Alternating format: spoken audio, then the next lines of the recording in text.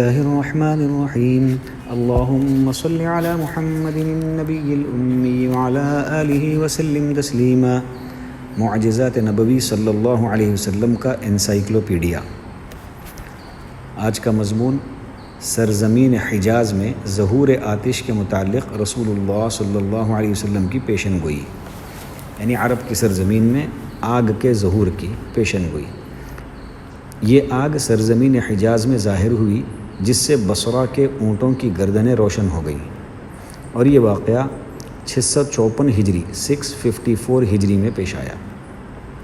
امام بخاری رحمۃ اللہ علیہ اپنی صحیح میں ابو ہریرہ رضی اللہ عنہ سے روایت کرتے ہیں کہ رسول اللہ صلی اللہ علیہ وسلم نے فرمایا کہ قیامت قائم نہیں ہوگی یہاں تک کہ سرزمین حجاز سے ایک آگ نکلے گی جو بصرہ کے اونٹوں کی گردنیں روشن کر دیں گی۔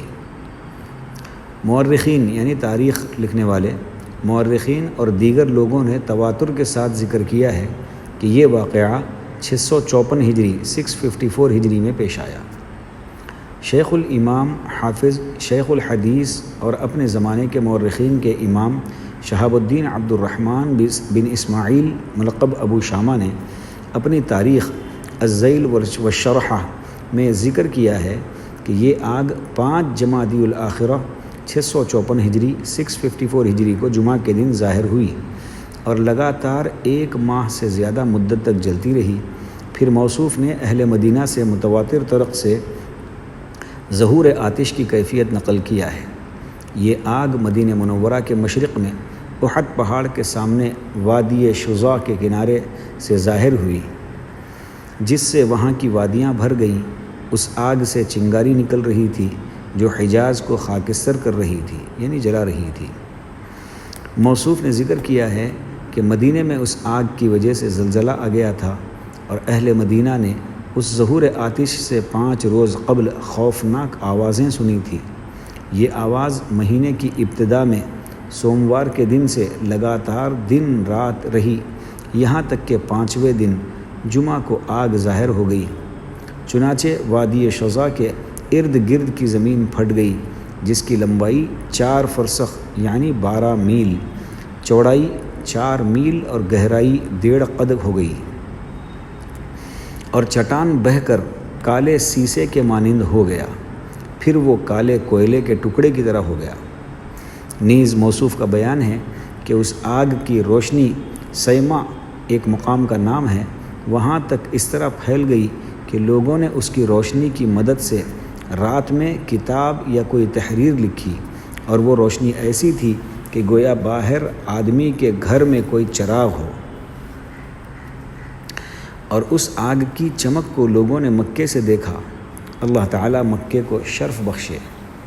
ابن کثیر رحمۃ اللہ علیہ کہتے ہیں کہ جہاں تک بصرہ کی بات ہے تو مجھ سے قاضی القضاء صدر الدین علی ابو القاسم التیمی الحنفی نے خبر دیتے ہوئے کہا کہ مجھے میرے والد شیخ صفی الدین جو بصرہ کے مدرس تھے، انہوں نے بتایا کہ انہیں اس آگ والی رات کی صبح کئی اعرابیوں نے، یعنی عرب کے رہنے والے گاؤں کے لوگوں نے جو شہر بصرہ میں موجود تھے، خبر دی کہ ان لوگوں نے سرزمین حجاز سے ظاہر ہونے والی آگ کی روشنی میں اپنے اونٹوں کی گردنوں کے ظاہری حصے کو دیکھا۔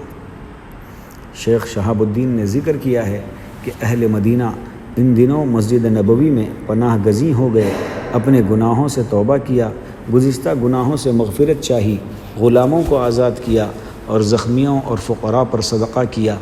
کسی شاعر نے حالات کی عکاسی ان اشعار میں کی، یہاں اشعار عربی میں لکھے ہوئے ہیں جس کا ترجمہ پڑھا جا رہا ہے۔ اے مشکل کشا، ہمارے گناہوں کو معاف فرما دے، اے ہمارے رب، ہمیں مصیبت نے گھیر لیا ہے، ہم اس امر عظیم کی شکایت تجھ سے کرتے ہیں، ہم اس عذاب کے تحمل کی طاقت نہیں رکھتے، اگرچہ ہم اس کے مستحق ہیں۔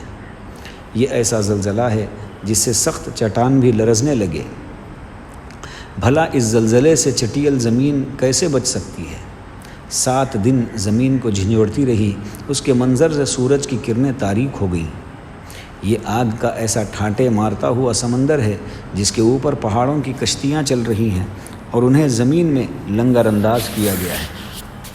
معلوم ہوتا ہے کہ وہ محل کی طرح بڑے بڑے شرارے ہیں جو ایک جگہ نہیں ٹکتے، گویا وہ بارش ہے جس میں چمک ہے نہ گرج اور زور سے برستی ہے۔ اس آگ کے بھڑکنے سے جو آواز نکلتی ہے وہ پتھر دلوں کو بھی ہلا دیتی ہے، پتھر دلوں کو بھی دہلا دیتی ہے اور آسمان سے گرنے والے ستارے کی طرح روشنی پیدا کرتی ہے۔ اس کی وجہ سے فضا گرد آلود ہو گئی ہے، اگر سورج بھی نکلتا ہے تو سیاہ معلوم ہوتا ہے۔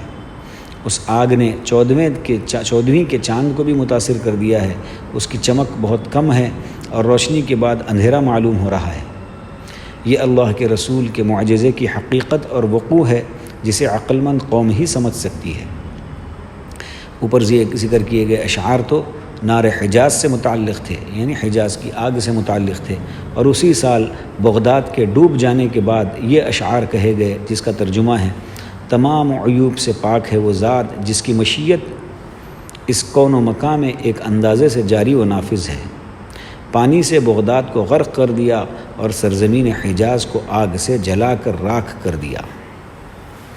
اللہ تعالی ہم تمام کو نبی پاک صلی اللہ علیہ وسلم کی عظمت کی توفیق نصیب فرمائے، نبی پاک صلی اللہ علیہ وسلم سے سچی پکی محبت، عقیدت، اطاعت اور اتباع نصیب فرمائے، نبی پاک صلی اللہ علیہ وسلم کی سنتوں پر چلتے ہوئے زندگی گزارنے کی توفیق نصیب فرمائے، نبی پاک صلی اللہ علیہ وسلم کا دیدار مقدر فرمائے، نبی پاک صلی اللہ علیہ وسلم کے دست مبارک سے حوض کوثر سے جام کوثر نصیب فرمائے، نبی پاک صلی اللہ علیہ وسلم کا پڑوس ہم تمام کو آخرت کی ہمیشہ کی زندگی میں نصیب فرمائے۔ وآخر دعوانا ان الحمد للہ رب العالمین۔